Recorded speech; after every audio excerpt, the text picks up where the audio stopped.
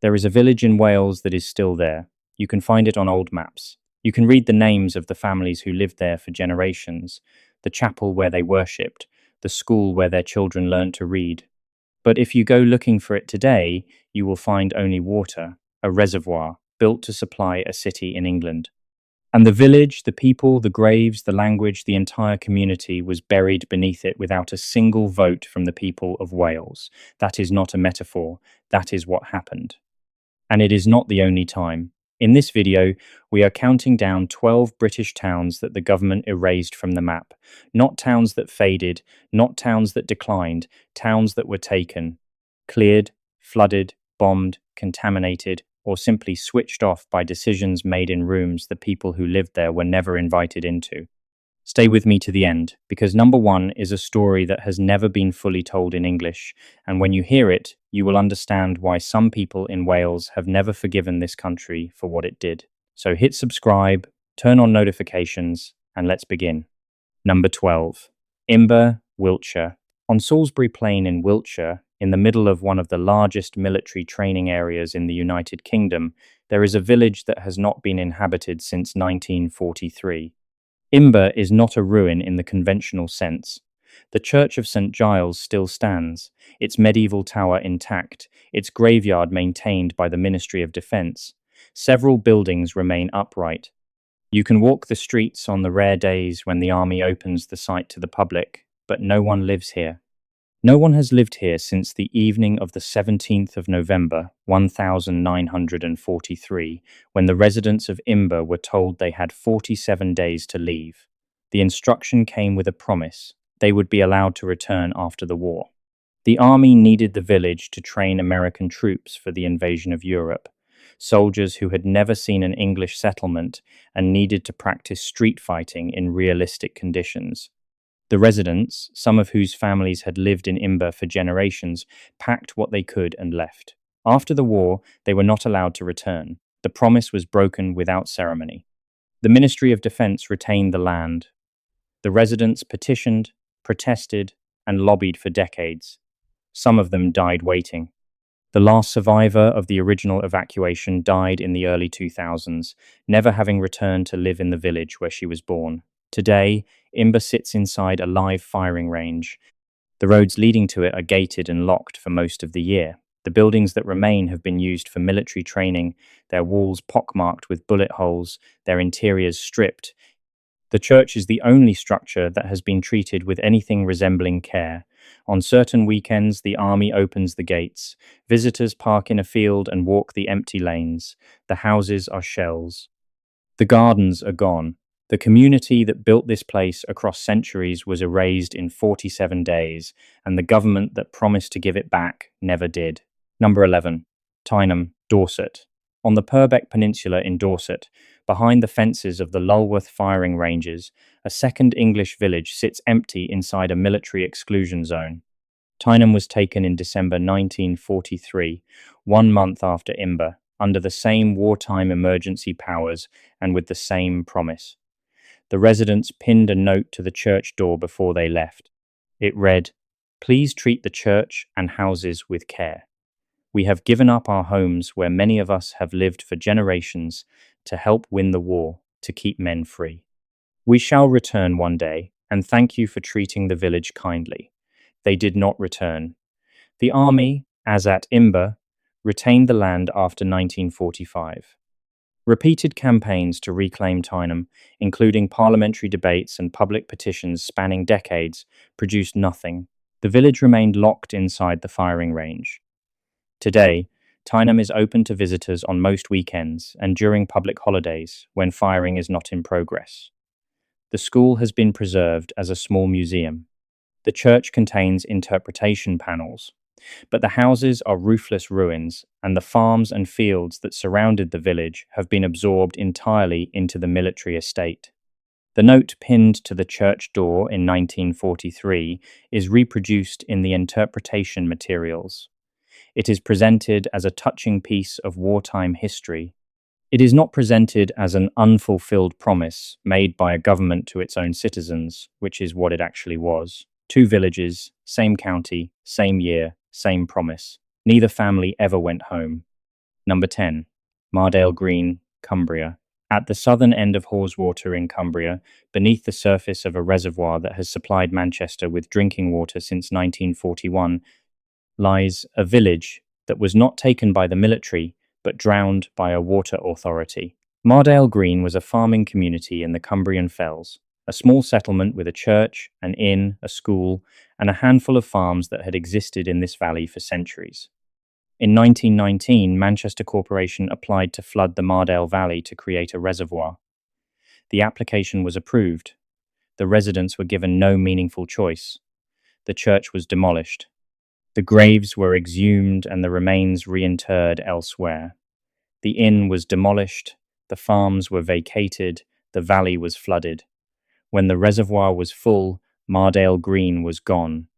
In dry summers, when the water level drops far enough, the ruins of the village reappear. Stone walls emerge from the shallows. The outlines of field boundaries become visible on the exposed lakebed. In 1984, during a particularly severe drought, the ruins were visible for long enough that former residents and their descendants gathered at the shore. Some of them waded into the exposed mud to walk the streets of the village where they or their parents had been born. The ruins have reappeared several times since. Each time, they draw visitors who stand at the waterline and look at what remains of a community that a corporation drowned to keep a city's taps running. No public inquiry was ever held. No vote was ever taken. Manchester Corporation applied, the government approved, and Mardale Green ceased to exist. Number 9. Derwent and Ashopton, Derbyshire. In the Derwent Valley in Derbyshire, beneath the Lady Bower Reservoir that was completed in 1945, lie two more villages that were drowned to supply water to the cities of Sheffield, Leicester, and Nottingham. Derwent and Ashopton were not small hamlets. Derwent had a hall, a church, a school, and a substantial farming community. Ashopton had an inn that had served travellers through the valley for generations. The decision to flood the valley was made in the 1930s. Residents were given notice and relocated. The hall was demolished. The church was partly demolished, its tower left standing above the waterline as a navigation aid, and then, when that was deemed unnecessary, demolished too. In very dry summers, the tower and sections of wall have reappeared above the water surface, as at Mardale. In 1943, before the valley was fully flooded, the RAF used the partially completed reservoir to practice the bouncing bomb raids that would become the Dam Busters operation. The dams that drowned Derwent and Ashopton were used to rehearse one of the war's most celebrated attacks. The villages beneath them have been largely forgotten. They are not mentioned in the Dam Busters story. They are not mentioned in the tourist literature for the reservoir, which presents the Lady Bower as a beauty spot and a leisure destination. Two communities erased from the landscape of Derbyshire, their erasure used as a training ground for a famous military operation, and then buried under 60 metres of water and a heritage trail. Number 8. Tong, West Yorkshire. Most people have heard of Tong as a suburb absorbed into Bradford, but the original village of Tong, its medieval core, its ancient field patterns, its community identity built across centuries, was effectively erased not by water or by the military, but by the expansion of post-war industry and housing that consumed the West Riding landscape without plan, without consent, and without any serious consideration of what was being destroyed. Tong is a different kind of erasure from the others in this video. No single decision ended it. No reservoir order, no Defence Act requisition. It was consumed by incremental decisions made in planning offices and council chambers, decisions that prioritized industrial output and housing numbers over the preservation of a community that had existed since the Domesday Book. The Church of St. James still stands at Tong, a medieval building that now sits marooned in a suburban landscape, surrounded by housing estates and a business park, its graveyard pressed against a ring road. The village that built the church over 7 centuries is gone. Not flooded, not bombed, not evacuated. Simply built over. Tong represents the erasure that does not make the headlines, because it happens too slowly for anyone to point to a single decision and say, there, that is when it ended. That is the most common kind of British erasure, and it is the hardest to mourn because there is no one to hold accountable and no before and after moment to show. Number 7. Hackfall, North Yorkshire. In a gorge cut by the River Uray in North Yorkshire, the ruins of one of the most extraordinary designed landscapes in 18th century England lie slowly being reclaimed by the woodland that was always meant to frame them. Hackfall was created in the 1730s by William Aislabie as a wild garden, a landscape of grottos, temples, cascades, and dramatic viewpoints that became one of the most visited places in the north of England during the Georgian and Regency periods. Turner painted it. Hundreds of visitors made the journey to experience it every season. Then the estate changed hands, the maintenance stopped, the structures began to deteriorate, and the woodland closed over the paths. By the 20th century, Hackfall had become so overgrown that most people in the surrounding area did not know it existed. The temples and grottos were buried in vegetation, the cascades had silted up, the paths were invisible. A restoration project began in the 1980s and has been ongoing since, recovering the structures from the undergrowth over decades of patient work. But Hackfall is not fully restored and may never be. It is included in this video not because it was taken by a government, but because it represents a different category of British erasure. Cultural erasure, the loss of a landscape that was once part of the shared experience of the north of England, allowed to disappear through neglect so complete that it constituted a deliberate choice. Someone chose not to maintain Hackfall. Someone chose not to fund its preservation. That choice, made repeatedly across a century, erased one of the great landscapes of Georgian England as surely as any reservoir order. Number 6. Orford Ness, Suffolk. On a shingle spit off the Suffolk coast, accessible only by a short ferry crossing and open to the public for limited hours on certain days of the year, stands one of the most secret and most strange landscapes in Britain. Orford Ness was used by the British military for experimental weapons testing from 1913 to 1985. Over those 7 decades, the Ness hosted research into ballistics, radar, atomic weapons triggers, and a range of programs that have never been fully disclosed. The pagoda structures that dominate the southern end of the spit were built to test the non-nuclear components of British atomic bombs, specifically the conventional explosive triggers that would initiate a nuclear detonation. The design of the pagodas was deliberate. If an accidental explosion occurred, the roof would collapse inward, containing the blast and preventing the dispersal of radioactive material into the surrounding environment and the North Sea. The fact that this design was necessary tells you something about what was being tested here. The military left Orford Ness in 1985. The site was transferred to the National Trust. The pagodas, the test buildings, the radar installations, and the various structures of 7 decades of secret weapons research were left in place and are now managed as a heritage site. But the full record of what was tested here, the complete list of experiments conducted, the results obtained, and the materials used, has never been released. The National Trust manages the ruins. The government holds the files. Visitors can walk among the pagodas and read the interpretation panels, which are accurate as far as they go. They do not go far enough. Orford Ness was a laboratory for weapons that could end the world, operating in secret on a public coastline for 70 years, and the country that built it has never fully accounted for what happened there. Number 5. Capel Celyn, North Wales, Part 1. And hey, before we reach the story that this video has been building toward, I want to stop here and ask you to do something. If this video is showing you history that your school, your government, or your tourist board never mentioned, hit the like button and share it with someone who thinks they know this country.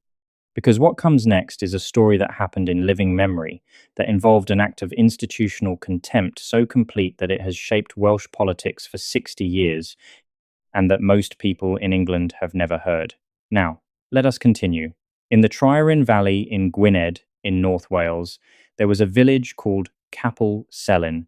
It had a school, it had a post office, it had a chapel, it had a community of around 70 people, almost all of them Welsh-speaking, living on farms that their families had worked for generations. The valley had been identified in the 1950s by Liverpool City Council as a potential reservoir site. Liverpool needed more water. The Tryweryn Valley, with its geology, its catchment area, and its relatively small population, was deemed suitable. In 1956, Liverpool Corporation promoted a private bill in Parliament to authorise the flooding of the valley. Every single Welsh MP voted against the bill. There were 36 Welsh MPs at the time. Every one of them opposed it. The bill passed anyway. It passed because English MPs, the overwhelming majority of the House of Commons, voted for it. Wales had no parliament of its own. Wales had no devolved authority. Wales had no mechanism by which its own elected representatives could block a decision that would destroy a Welsh community to supply an English city with water. The bill passed. The valley was to be flooded. The village of Capel Celyn was to cease to exist. Number 4. Capel Celyn, North Wales Part 2. The residents of Capel Celyn did not accept the decision quietly. A campaign to save the valley ran for years. Petitions were signed by hundreds of thousands of people across Wales. Protests were held. Delegations travelled to Liverpool to argue their case. In 1962, two men, Emma Llewellyn-Jones and John Albert Jones, were arrested and charged after an act of sabotage at the construction site. They were tried and convicted. At their sentencing, one of them gave a statement in Welsh that the English court did not translate. He spoke about what was being destroyed. Not just buildings, not just a valley, but a language, a community, a way of life that could not be rebuilt somewhere else because it had grown in that specific place across centuries. The reservoir was completed in 1965. On the 21st of October 1965, the sluice gates were closed and the water began to rise. The chapel was the last building to be submerged. By the time the reservoir was full, Capel Celyn was gone. The community scattered. Some families moved to other parts of Wales. Others left Wales entirely. The Welsh language lost another community in which it had been the first language of daily life, the language of the chapel, the school, the field, and the kitchen table. Liverpool City Council did not apologise until 2005, 40 years after the flooding. The apology was made by the Lord Mayor of Liverpool at a ceremony in Wales. It was welcomed, cautiously, by some. Others pointed out that an apology does not return a community, does not restore a language, does not give back the graves and the chapel and the school and the 70 years of community life that were erased to keep English taps running.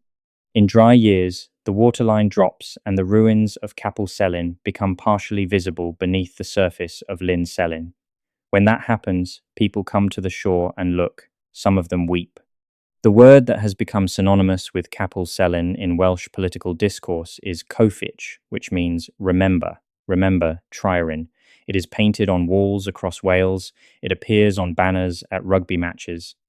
It is one of the most enduring acts of political memory in the United Kingdom, kept alive by a community that was erased and has refused to be forgotten. Number 3. Kinloch Leven, Highland, Scotland. On the shore of Loch Leven in the Scottish Highlands, at the end of a road that goes nowhere beyond it, the town of Kinloch Leven was built entirely to serve a single industrial purpose. An aluminium smelter, powered by a hydroelectric scheme that flooded the surrounding glen, was constructed here in the early 1900s. The smelter was, at the time, the largest consumer of electricity in the world. The town was built alongside it. Housing for the workers, a school, shops, a community hall, all company built and company owned, all dependent on the smelter for their existence. For most of the 20th century, Kinloch Leven was a functioning industrial community, remote but coherent, its isolation offset by the employment and infrastructure that the smelter provided. When the smelter closed in 2000, the town did not vanish overnight, but the reason for its existence was gone. The population, which had already been declining, fell further. The smelter buildings were converted into an indoor ice climbing facility, a tourist attraction that draws visitors to what is now marketed as a gateway to the West Highland Way walking route. The industrial infrastructure that made the town possible, the pipes, the turbines, the transmission lines that once carried electricity across the highlands, sits derelict across the surrounding hillside. Kinloch Leven is not a ghost town. People still live there, around 400 of them. But the community that existed because of the smelter, the community of workers and their families who built a life in this remote highland glen for a century, is gone. What remains is a village-sized residential settlement at the end of a road, its original purpose erased, its identity in the process of being replaced by tourism and outdoor recreation. The ice climbing wall uses the old smelter buildings. The turbine hall is a heritage attraction. The town that was built for workers is being rebuilt for visitors. That is a kind of erasure too, slower and quieter than Capel Celyn, but erasure nonetheless. Number 2, Fordfordham, Cambridgeshire, and the Fenland villages. In the flat black landscape of the Cambridgeshire Fens, where the land was drained from marsh across centuries by Dutch engineers and English landowners who saw agricultural value in the peat and clay, dozens of small communities existed for generations on land that was always at risk from flooding. The drainage of the Fens created some of the most productive agricultural land in England. It also created a landscape of extraordinary instability. As the peat dried out after drainage, it shrank. The surface of the Fens has been dropping for centuries, and in many places it now sits well below sea level, held in place only by a system of pumps and drainage channels that require constant maintenance and constant funding. The communities that grew on this reclaimed land, small fenland villages, built on slight rises above the surrounding fields, were always contingent. Several of them have been lost, not to a single dramatic event, but to the same slow process of ground subsidence, flooding, agricultural consolidation, and population drift that has been hollowing out rural England for a century. The village of Adventurers Fen, to take one example, exists now only as a name on old maps and a slight raised area visible from the road, the outline of a community that sank below the economic and physical viability line decades ago and was never revived. These are not stories of government decision. They are stories of government inattention, of rural communities allowed to sink, literally and economically, because the cost of saving them was not considered worth the political effort. The Fens represent a kind of erasure that is ongoing. As climate change raises sea levels and increases the frequency of extreme rainfall, the pumping systems that hold the Fens above water will face increasing strain. Several communities in this landscape are at serious risk. The government's flood defence strategies acknowledge the risk in general terms. In specific terms, the question of which communities will be defended and which will be allowed to flood is not yet answered. It will be answered eventually, not by a vote, not by a public inquiry, but by a funding decision made in a government office, and the communities that lose that decision will join the long list of places that are no longer there. And now we have reached number 1. If you have stayed with me this far, I want to go back to the word I used in the introduction, the Welsh word, Cofiwch, remember, because what I am about to tell you is not just the story of a village. It is the story of what a government tells itself when it decides that some people's homes, some people's language, some people's entire way of life is a reasonable price to pay for someone else's convenience. And it is a story that, in the United Kingdom, has never been fully reckoned with. Number 1. Capel Celyn, what was never replaced. When the water closed over Capel Celyn in 1965, something happened that could not be measured in the reservoir's capacity statistics or in Liverpool's water supply projections. A Welsh-speaking community ceased to exist, not a Welsh-speaking individual, not a Welsh-speaking family. An entire community in which Welsh was the language of every transaction, every relationship, every act of daily life. The chapel services were in Welsh, the school lessons were in Welsh. The arguments between neighbours, the gossip, the courtships, the naming of children, all of it in Welsh. When that community was dispersed, those relationships ended. The Welsh language lost not just the speakers, but the context in which they spoke it, the network of daily use that makes a language live rather than merely survive.